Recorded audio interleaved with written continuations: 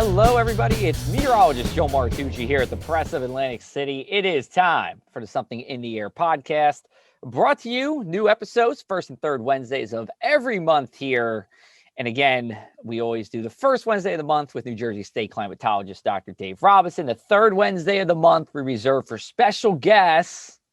We have a special guest in the building today. We have Avalon Mayor and Cape May County Office of Emergency Management Coordinator Marty Pagliughi. Mayor, thanks for being here today. Hey, we appreciate it. How you doing? All right. How are you? Happy New Year. And thank you. Happy New Year to you as well. I would say a lot has changed for me in the past 2 weeks. Just got married last Friday. So congratulations. Thank you. Thank you. Took the plunge. So I am currently on day 5 of married life. Do you have any advice for me on day 5? Do you know what you were doing on day 5 of married life? I'm on day 45 years. So yeah, whenever you want to get together, I think I can give you some pointers. All right, good. Yeah, we'll make it happen. So far, it has been so good here. So you have been, and correct me if I'm wrong, you're a OEM coordinator since 2012 and mayor of Avalon since 1991. Yep, that's correct. Okay, so you've been mayor as long as I've been alive. Don't remind me. Don't remind me. No, well, that just means you have a lot of experience. Yeah, I gave up birthdays. I don't have birthdays anymore. Okay, I got you. So let me ask, how many people in New Jersey have been mayor longer than you? That I don't know. Okay. I never researched it. I don't care, really. You might be on the Mount Rushmore. Maybe in New Jersey. No, I don't think so. I think there was a couple of mayors over the years that have. I remember hearing one I thought was 45 years. But well, we still got time. We still got plenty of time. No, I don't know. All right. That's going to be one of the points that I'll give you in marriage, because to go another term, I'm going to ask my wife. You know? Oh, okay. Yeah. Well, we just had we had some cake here to celebrate a little bit earlier, and we were talking about different wedding venues, and I said, well, I didn't mind to go to this wedding venue, but she wanted to go to this one, so we went to that one. So I'm learning happy wife, happy life is the way to go. Yeah. So let's start off with this. So being mayor since 91, what's the biggest difference you've seen in Avalon in your 29 years, and what's the biggest thing that's remained the same? Well, I think it's the development that we've had in the last 20 some years. I mean, we've done a lot. It goes along with a lot of the actually emergency management and mitigation efforts and our CRS rating system. We managed to get a AAA bond rating. So basically Moody's had put in the application when it came back that one of the reasons, one of the points that we got because we have a AAA bond rating is because Avalon's a good risk. We've taken a lot of efforts into, like I said, flood control mitigation, right. Beach replenishment. We were one of the first towns to do major beach replenishment projects back in the late 80s, early 90s, and all through the years 2000s. But I think that's been the development. Our rateable base is up close to $9 billion. And that's pretty good for that's really a town good. That's 5 miles long by a quarter mile wide. We've got a very high rateable base, and we have a very low tax base. So it's, like I said, made the town desirable. Right. And because it was desirable, the development has taken off like crazy in the last 15, 20 years. Right. You mentioned risk, and I have to bring up a big coin flip that you had 10 years ago, 11 years ago now in 2010, and you won that one. So you're a pretty good risk taker, right? Tell me about the beach fill project back in 2010 with you and Sea Isle, where there was a coin flip, right? And you got it correct. Well, we got lucky on that one. It was came down to who was going to start first, and we challenged the two mayors, got together and said, "How are we going to solve this? Very simple. Let's toss a coin." Mm-hmm. So we walked up on the Townsend's Inlet Bridge, right on the borderline, tossed the coin, and Avalon got lucky. But so I believe that was on your end, $4.5 million for that beach fill that I saw. So you definitely want to go first when you're spending that kind of money. What side did you choose, heads or tails? What was that again? What side did you choose, heads or tails? Oh, I think I chose heads. Okay. All right. Now, what do you think I should bet on for the Super Bowl? Should I bet heads or tails on the coin flip this year? Because I'm going to need some Oh, help. that depends who's playing. That's how I'll pick. Oh, okay. All right. Well, I should have came back to you. This should have been our first Wednesday of the month edition for February. Could have came back and Right. told you that. So, just to go a little further back, how'd you make your way towards Avalon? Just kind of give us, growing up, where you grew up and what brought you to Avalon. Well, basically, I was born and raised in Byron. Mhm. And we kind of came down in college with a bunch of guys and rented a house. We started out as renters. And it's like I tell people, I said, I came down from college and never went home. It was basically, Pretty good it place was to a be. good place to live. Right. Yeah. Gotcha. So you pretty much for most of your life has been in Avalon then. It's just a short period of, when you were just young, you were in Vineland. So, you've seen obviously Avalon, change and remain the same over that period of time. And when it comes to the weather, I know you have to incorporate weather in your job for emergency management, but, just being by the beach, did you have like a newfound appreciation for the weather once you were along the shore? Well, I guess we started right out. I seem to be having a black cloud over my head no matter what I do, because like I said, when I became mayor in 1991, the following year we had the 92 Halloween storm. So Yeah. we got a real lesson real quick. I go back to when we were kids. Our parents had a duplex in Whale Beach at the end of between Strathmere and the end of Sea City. Right. And it was wiped out in a 62 storm. It was Uh-oh. actually beachfront. And at the time, there was no flood insurance. There was no backup insurance. The Corps of Engineers came in and built the dune line and condemned all the properties on the beachfront. So we lost everything. But we were coming to Avalon, and Sea City for years before I decided to settle down here. Right. Gotcha. And then, like when I took the job with the county in I was going to get to that. 2012, Yeah. 2 months later, we had Hurricane Sandy. So, like I said, I got a black cloud over my head when I move somewhere or do something. Are you planning on taking any new jobs from here on out that we should be aware of? I'll make sure to stay No, away. Okay. All right. Good. yeah, stay away. Okay, gotcha. So with emergency management, I always like to bring emergency managers on because I feel like, emergency managers are, I want to say, underappreciated by everybody here in the public. And I'll say even myself included before I took this job at the press, the work that you're putting in to make sure that everybody is safe, and especially, with a coastal county. I mean, I'm just going to repeat what everybody knows. We have hurricanes, we have nor'easters, coastal flooding. Tell me, what is, your relationship with the weather in terms of emergency management? Like, can you, give people just a couple of examples where weather is playing into your emergency management job for Cape May County? Because you're not just dealing with the full-time residents and you're not just dealing with seasonal residents, but the many visitors who come down for day trips or weekends as well. Yeah, well, especially in the peninsula like Cape May County, weather is probably at the top of the list of potential hazards. We watch it constantly, we monitor it constantly. And like people say, well, what else do you do in emergency management? I said, well, we manage emergencies, and it's not only weather emergencies. We're working on updating plans year round. We're involved with, for example, wildfires, any other potential disasters that could happen. Doesn't matter what it is. Doesn't just have to be weather. As you know, we're updating the county all hazards mitigation plan right now.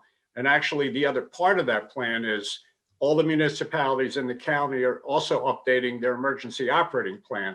Now, that plan is not open to the public because it's got a lot of confidential information on how to respond to these different emergencies. And what we don't want is the bad guys to see what we're doing. It's got a lot of contact information, phone numbers, names, every radio frequency of every first responder in the county. And we're constantly updating that response plan. Right. And it's based on a emergency support function by the federal government. We updated all of the municipal plans, I guess, back in 2016, right after we finished the other hazard mitigation plan, which identifies the hazards. The emergency operating plans were all upgraded and set in the same format. We use an ESF format, which is emergency support functions 1 through 15. Right. Like, for example, ESF1 is transportation, ESF6 is sheltering, and goes on from there. ESF10, law enforcement. And each one of those categories has what the response for those different agencies would be to a particular type of emergency. Right. And we're going to talk about that more in the second half as well. We're going to talk about the hazard mitigation plan, your history with it. We're going to talk about saving on flood insurance too. Let's go back to the weather a little bit here. So how have you been liking our this winter and last winter so far, where you guys have seen maybe 6 or 7 snowflakes in the past 15 months? Yeah, if that. I mean, we've been pretty lucky with the snow. Actually, last year when we had those 4 northeasters back to back, that got a little crazy. Yeah. The biggest problem we have with that is, most of the towns are very susceptible to beach erosion and back bay flooding. Right. So so far this year we've been lucky. Knock on my table is wood here. That's good. I'll knock on it with you. Lucky so far, but like I said before, that's a big part of our job is to monitor the weather. 5 days, 7 days, 2 weeks out, actually. To be prepared for it. Right. And, I would love to say if the answer is me, and I know we do text back and forth, but where are you getting your weather information from? Is there somewhere, where in terms of just one-on-one conversations?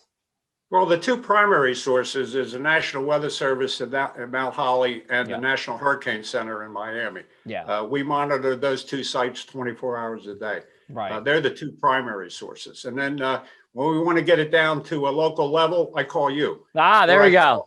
Or I call my friend Jim Eberwine. That's Jim Eberwine's great friend of the show. He's actually been a weatherman longer than I've been a mayor. So if you want to talk to an old guy, you call him up. We've actually had him on. I had him on, maybe 2 years ago. He was one of the first people we had. And, Jim is one of my 2 meteorological fathers that I have. So it's Jim and then New Jersey State climatologist Dave Robinson. Those are my weather parents. You can be my OEM parent. How about that? Okay, that's fine. All right, cool. So here's what we're going to do. We're going to take a brief break. And on the other side of the break, we're going to talk about that hazard mitigation plan, because if you live in Cape May County, this plan is very important. And we're going to talk about ways that the county and the town is saving you money on flood insurance. This is Something in the Air podcast.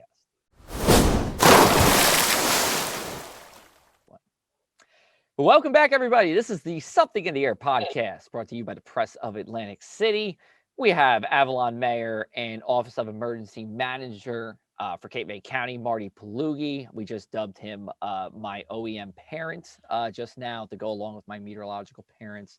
But it is great to be with you here. And as we turn towards the second half of this broadcast, I want to talk about a couple of things that I know are very near and dear to your heart with the county, and that is the hazard mitigation plan. And you had a public review meeting on the second Monday of January. I'm looking at my calendar. And this is important because it opens up the county to grants from FEMA, which is always very helpful. It also can help with flood insurance, which we'll talk about too. So, my first question to you is, where can people see this plan? We're going to put it on the emergency management website as soon as the draft is completed. And I believe it's going to be completed by next week. So it'll be up on the county website. People will be able to review it for a 30-day period before the final version is all signed off within the county and sent to FEMA. Right. So these are updated every 5 years, and all of the municipalities in Cape May County come together to put forward a county plan. But that's not always the case, right? Not all the towns have to be together in this. Yeah, but we were lucky because every municipality participated in the first plan and actually participated more in the updated plan that we're doing now. Right. So they're all pretty concerned, and they're all very, active with emergency management. Sure. I give a lot of credit to a lot of the mayors that pushed this. There's actually a couple of the mayors that are emergency management coordinators for their towns. Okay. Avalon for about 20 years. Yeah. But yeah, all the towns have an annex section, and we opened it up more to the municipalities this time, and more to the public in the municipalities with the public hearing. And we put a survey monkey out on our website regarding the plan. because we feel that nobody knows their town better than the local residents and the local emergency managers. What are their biggest risks? What are the problems they have with storms or other potential hazards? So this plan is a lot more expanded with local participation than the 2016 plan. Now, if people want to look at the 2016 plan to get an idea how this is all structured, they can go on our emergency management website, Cape May County Emergency.net, and scroll about halfway down the page, and you'll see Hazard Mitigation Plan 2016, Volume 1 and 2. They're pretty extensive. The new revision that comes out will be in Volume 1 and 2, and it's going to be a lot more expanded than the one that we did in 2016. So, why should somebody care? Why should somebody who lives in Middle Township, want to read this plan? Well, it gives the public an idea of what the hazards are. And it's not just weather hazards. It identifies all different hazards that are potential for that municipality. So if people want awareness, they can get an idea of what's important to watch out for. Why would I watch for weather bulletins? If I get a weather alert on my cell phone, do I want to look it up? What could happen? If there's wildfires, we don't have the area that we have to be as concerned with, for example, earthquakes, but it's in there. Tsunamis, Tsunami.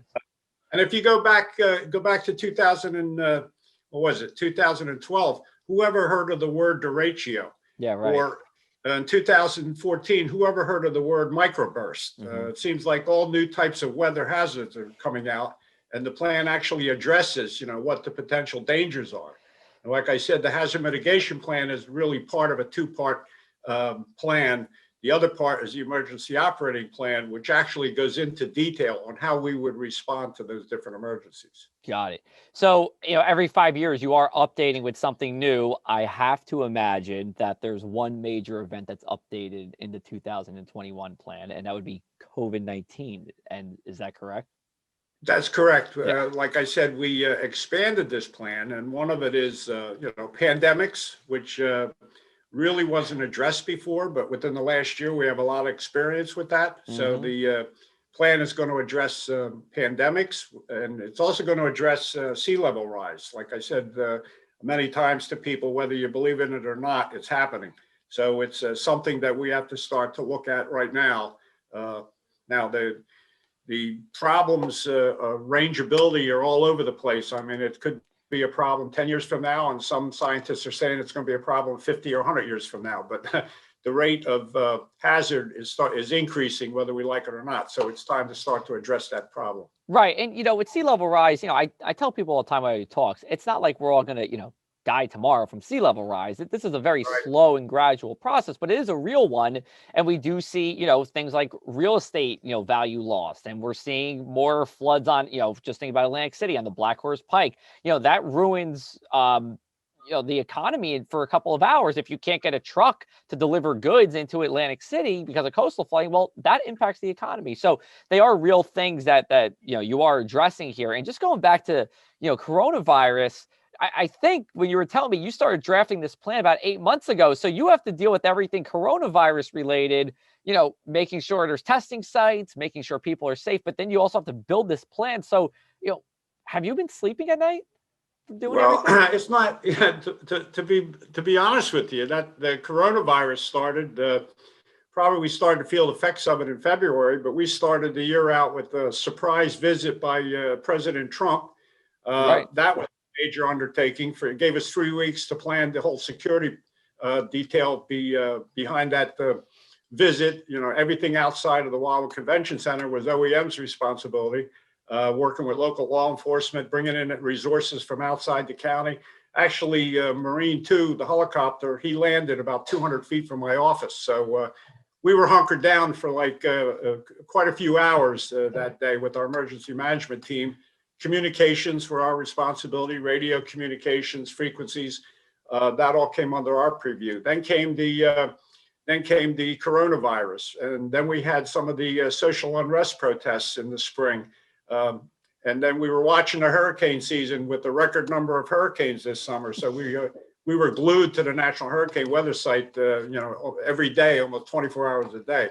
But it's been an interesting year. Yeah, I think it's definitely a year that we'll be talking about for a long time, and maybe 2021 as well. Going back to the plan, and you said, each town has a little annex, to talk about the different hazards. So could you give me a couple of examples? Do you know any offhand? I mean, could you talk about Avalon at least? Like, what are the specific town hazards that some towns have put in? Well, each one of the annexes is for what the towns identified as what they feel is some of their major hazards that have to be addressed. I know quite a few of them have looked at elevating roadways, changing building ordinances with the new flood elevation. They're changing different codes in their construction ordinances.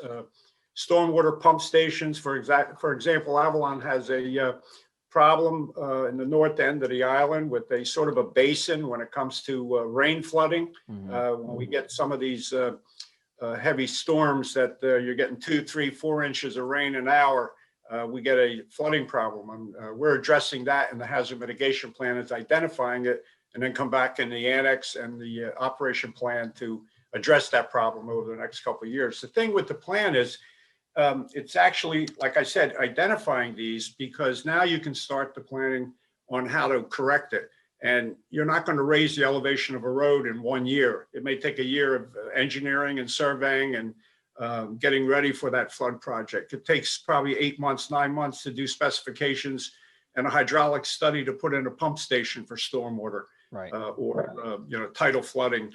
Bulkhead ordinances are being raised. There's a whole series of things that the towns have addressed in their annex that they could plan for now over the next 5 years. Got it. And, you mentioned coastal flooding a little bit before, and we'll turn to that. And we'll talk about the community rating system, which is a part of FEMA. And what that is it's a service that allows towns to get discounts on their flood insurance premiums, which I think it's every town pretty much in Cape May County. We get some kind of discount. And you, along with Seattle City, are pretty much leaders, not only in New Jersey, but across the country. You have 35% discounts on your flood insurance premiums, which is a good chunk of change. It was, I think we calculated it out to be 1.6 million in 2020 that residents in your town were saving. So, talk about, what you've done over the past couple of years to really fortify the town, for sea level rise. Well, we actually, every town has to apply to get into the community rating system. And it took us almost 20 years to get up to the 35% discount. It started out by looking at raising the elevation of existing borough buildings. A lot of the buildings were built 50, 60 years ago, and we put in some major capital improvement projects to raise all public buildings, which we did over a 10-year period, to the new flood elevations. Bulkhead ordinances, raising the bulkheads, putting a uniform bulkhead ordinance in place along the bayfront, beach replenishment projects, engineered profiled beaches and dune system for coastal storm surge. It was a whole series of things. The biggest part of it was the emergency alerting systems, public awareness, to be able to get the message out to the public that there's going to be a flooding situation and incident coming. So it was a whole series of things, and it took quite a while to get it, and we're still working on it. Actually, we're ready to submit for the next round, which should know next year if we're going to go to a 40% discount. And that's pretty incredible. So just to let people know, how unique, Avalon is right now. There's only there's only 13 municipalities in the entire United States, I believe, that has a class 3 CRS rating, which gets you 35%. Does that number sound right? One of 13? Yeah, that's correct. There's very few nationwide. And very like few. I said, go ahead. I'm sorry. We've taken a big stand on that in the last 20 years because we live in a precarious position. We're in a barrier island. I mean, we're surrounded by water.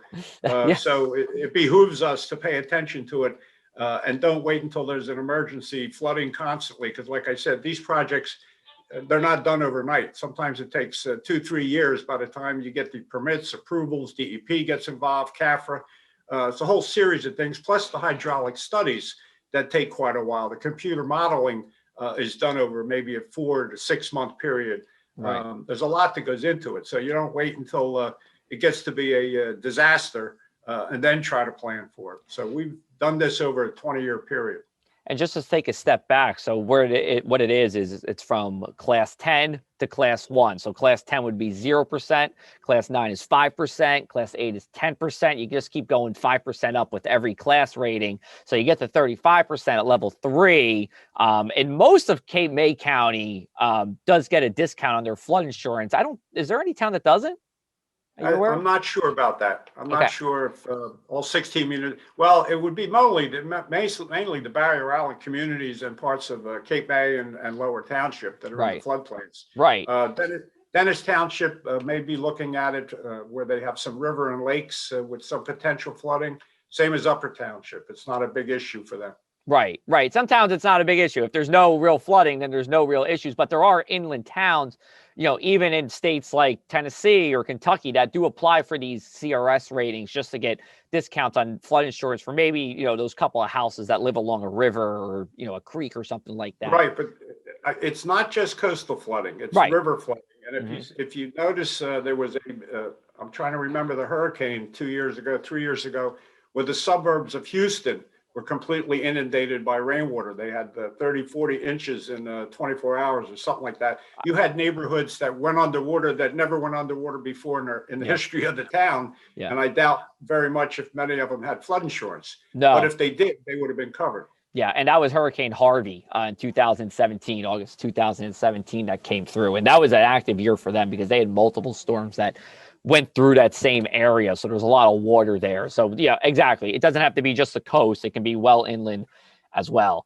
Let me ask just real quick, level 2, class 2 is the next step. Do you see that happening in the near future for you? Is that a realistic goal? Like I said, we're filing our applications now to upgrade, and I feel pretty confident that we're going to reach that. All right. Very cool. Very cool. So what we'll do now is we're almost out of time here. We have about another 2 minutes or so. Couple of quick questions for you. Now, this is one I've actually been really curious about, and I don't know why this is in New Jersey. So I want to talk about beach badges for a second. All right. Why is it that Cape May County's beach badges are so much cheaper than Monmouth County beach badges? I did a little bit of research on this. So Cape May County, the most expensive seasonal badge is $40. That's in Cape May Point, and 4 towns are free. In Monmouth County, no beaches are free, and 4 seasonal badges over $100. Are they just greedy up there? I can't answer that question. I can tell you that we started a beach utility fund. It's a whole separate fund, a whole separate budget. And we feel that whatever it costs for operation of that beach, that's what we take in. It's kind of like, it's a utility. A dollar of revenue comes in for $1 of services. And what people don't realize, it's not just trash collection by the public works people, but for example, I've got over $700,000 in salaries and wages for lifeguards in the summertime. And we have over $1.5 million in interest on beach fills on the bonds that we're paying every year. So actually, the beach the tags don't cover the whole budget. We always have to supplement some money from the general fund into the beach utility fund. Okay. But can't answer that question. Like I said, our budget for the beach utility, with the revenue that comes in from beach tags to the expenses that go out through the borough, we can justify the whole thing, and it's open to the public. Anybody can ask for a copy of it. So you can't say that we're just raping people to get the money in to boost our revenue. We're actually using that money to operate the beach. Right. Just curious. Always a question I had. I think here's one I think you can answer, though. Just let everybody know what this sauce versus gravy deal is about, because if you listen to our video back in October, you had quite the answer for this. The way I always understood it, and you have to be Italian to appreciate it, if it does not have meat in it, it's sauce. If it has meat in it, it's gravy. It may be the same color, but it's 2 different names. All right. Same. I never grew up with that. It was just always sauce. Gravy was something you poured on your mashed potatoes, but to each his own, to each his own. All right. Well, with that, I think we're going to wrap it up. This was actually a good talk. I appreciate you coming on and chatting with us virtually. we'll have to get together sometime soon so you can tell me about marriage. I'm looking forward to that. Hopefully, I can get some good tips with that. Anything else before we wrap on up? Nope. Perfect. All right. Well, thank you again to Mayor Marty Pagliughi of Avalon, also Cape May County Office of Emergency Management Coordinator, for coming on. We'll be back with you the first Wednesday of February. We're going to recap the month of January that was. Saying this on January 14th, it has been very quiet so far. We'll see what the second half brings. So until then, everybody, take care, stay safe, and we'll talk.